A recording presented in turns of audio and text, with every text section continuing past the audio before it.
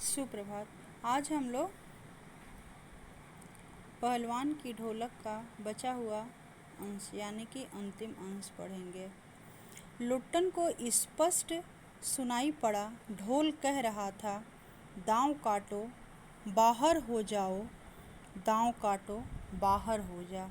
यानी कि लुट्टन ढोल की आवाज़ को अच्छे से समझता था और ढोल ही लुट्टन का सबसे बड़ा संगी साथी था। लोगों के आश्चर्य की सीमा नहीं रही। लुट्टन दांव काट कर बाहर निकला और तुरंत लपक कर उसने चाँद की गर्दन पकड़ ली।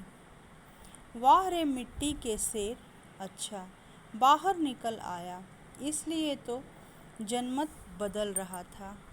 मोटी और भौंडी आवाज़ वाला ढोल बज उठा, चटाक चटधा, चटाक चटधा, उठा पटक दे, उठा पटक दे। लुट्टन ने चालाकी से दांव और जोर लगाकर चाँद को जमीन पर दे मारा। धीना धीना धिक धीना अर्थात चित करो, चित करो।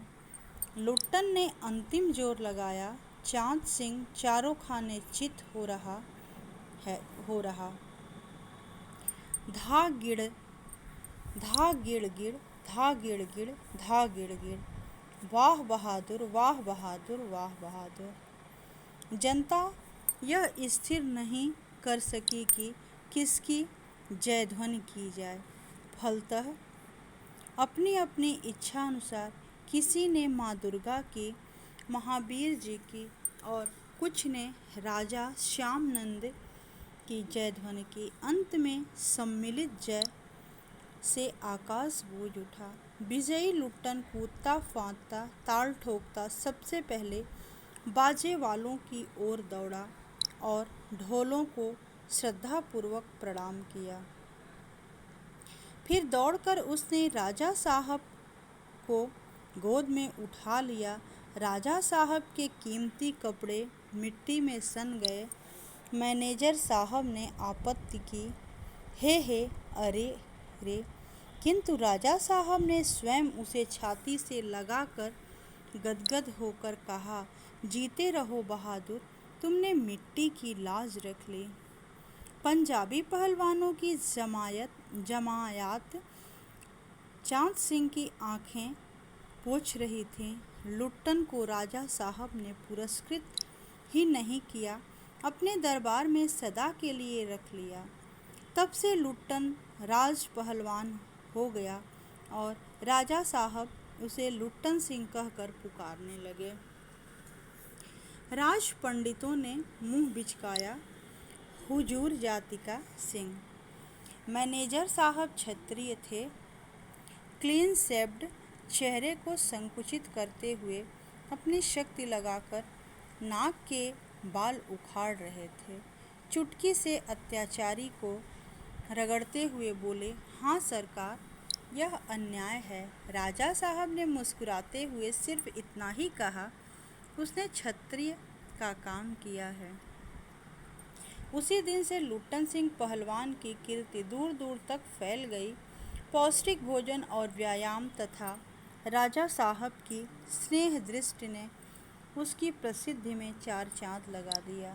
कुछ वर्षों में ही उसने एक एक कर सभी नामी पहलवानों को मिट्टी सुंघाकर आसमान दिखा दिया। काला खां के संबंध में यह बात मशहूर थी कि वह ज्यों ही लंगोट लगाकर आली कहकर अपने प्रतिद्वंदी पर टूटता है, प्रतिद्वंदी पहलवान को लकवा मार जाता है। लुट्टन ने उसको भी पटक कर लोगों का भ्रम दूर कर दिया। उसके बाद से वह राज दरबार का दर्शनीय जीव ही रहा।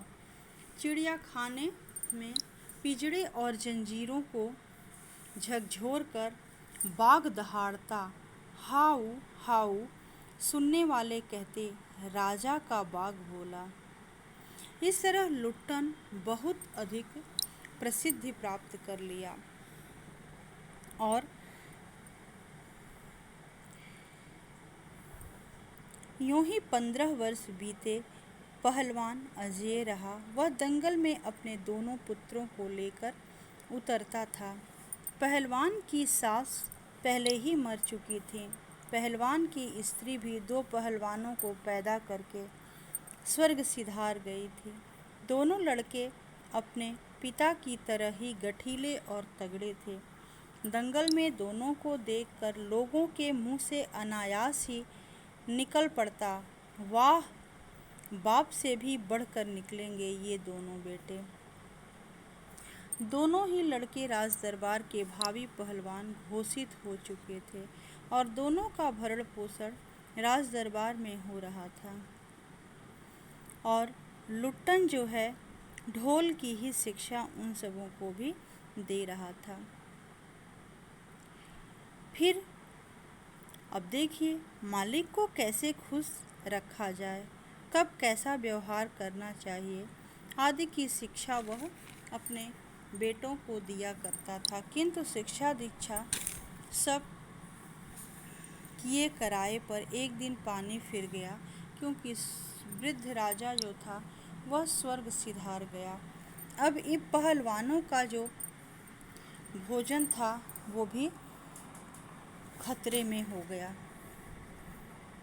और गांव के किसान और खेतिहर मजदूर के बच्चे भला क्या खाकर कुश्ती सीखते। धीरे धीरे पहलवान का स्कूल खाली पड़ने लगा। अंत में अपने दोनों पुत्रों को वह ढोलक बजाकर लड़ाता रहा, सिखाता रहा। दोनों लड़के दिन भर मजदूरी करके लाते और उसी से गुजर होती। अकस्मात गांव में जो ये महामारी फैली थी उसी के चपेट में आकर के दोनों पुत्रों की भी मृत्यु हो गई।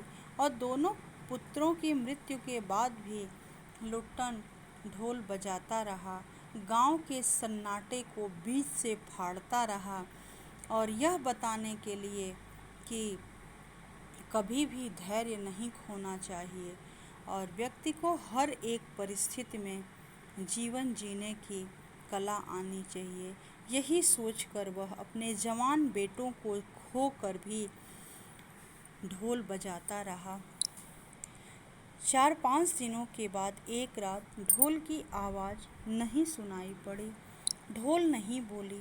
पहलवान के कुछ दिलेर किंतु रुग्ण शिष्यों ने प्रातःकाल जाकर देखा, पहलवान की लाश भी चित पड़ी थी, यानी कि पहलवान की भी मृत्यु हो गई। आज यह कहानी खत्म हुई। धन्यवाद।